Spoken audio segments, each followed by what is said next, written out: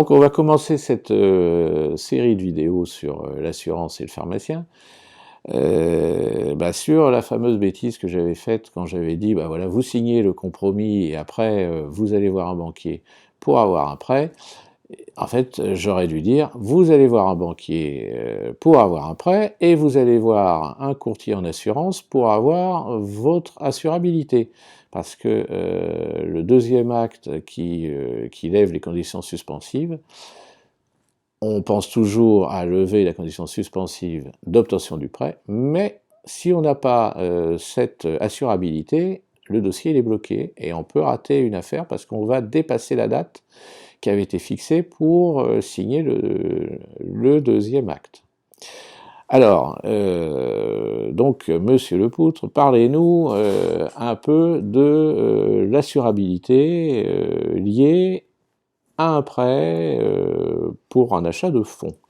Alors effectivement, Monsieur Rouillère, vous l'avez bien dit, et je vais me permettre de réinsister sur ce point-là. Une fois que le compromis est signé, l'horloge, le compte à rebours démarre.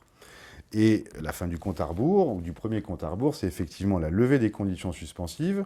Généralement, c'est jamais moins de 40 jours, entre le délai entre la première signature et la levée des conditions suspensives. Et à cette date-là, vous devez notamment être en possession d'un certificat d'assurabilité, c'est-à-dire un document sur lequel un assureur stipule qu'il accepte de vous assurer pour le montant que vous comptez emprunter pour réaliser votre opération. Vous n'êtes absolument pas engagé avec l'assureur à ce stade-là, de même que vous n'êtes pas engagé avec le banquier qui, lui, de son côté, doit vous fournir un document sur lequel il stipule qu'il acceptera de vous prêter, à condition que vous preniez une assurance qui couvre le dit prêt à terme. Au stade de la levée des conditions suspensives, le pharmacien n'est absolument pas engagé ni avec le banquier, ni avec l'assureur.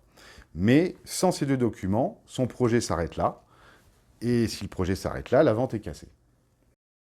Oui, c'est intéressant, Monsieur Lepoutre, ce que vous venez de nous dire, mais c'est à moi d'être désagréable. Vous n'avez toujours pas répondu à ma question. Vous avez raison, pardonnez-moi, je voulais bien repositionner le contexte. Alors effectivement, pour obtenir ce certificat d'assurabilité, il y a un certain nombre de démarches à faire. Ces démarches sont plus ou moins longues et sont fonction du montant que la personne compte emprunter. Évidemment, pour qu'un assureur accepte de garantir une personne sur une assurance de prêt, elle va prendre un certain nombre de garanties et elle va s'assurer que la personne en question est notamment en bonne santé ou en tout cas avoir une connaissance de son état de santé pour pouvoir accepter de l'assurer.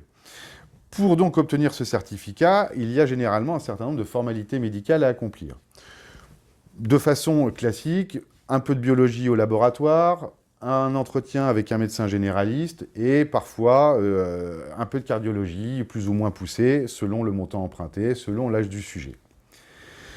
Une fois ces formalités accomplies, l'assureur va étudier donc le dossier médical et va rendre son verdict. Si tout est OK, il va vous fournir un certificat d'assurabilité, donc le document qui est nécessaire et suffisant pour la partie assurance pour lever vos conditions suspensives lors du deuxième acte. Alors, petite question, le coût de ça, parce qu'il faut payer quand même les médecins, le labo, comment ensuite c'est pris en charge? Tout à fait. Alors, ces examens médicaux, il y a toujours deux possibilités pour les effectuer. Les assureurs, tous les assureurs travaillent avec des centres agréés. Les centres agréés ont des entités un petit peu partout, notamment en Île-de-France, mais un peu partout en France.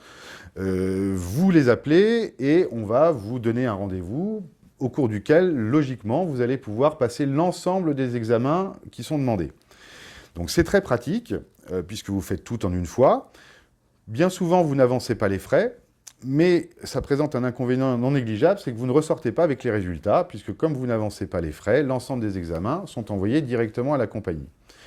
Ça vous apporte une petite limite dans vos démarches, parce que si vous souhaitez consulter différents assureurs, vous allez être obligé de retourner dans différents centres d'examen pour pouvoir repasser vos examens.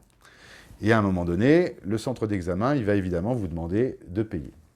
Alors, les examens sont variables, selon ce qu'il est nécessaire de faire, mais on peut vite atteindre plusieurs centaines d'euros si on a des examens complets.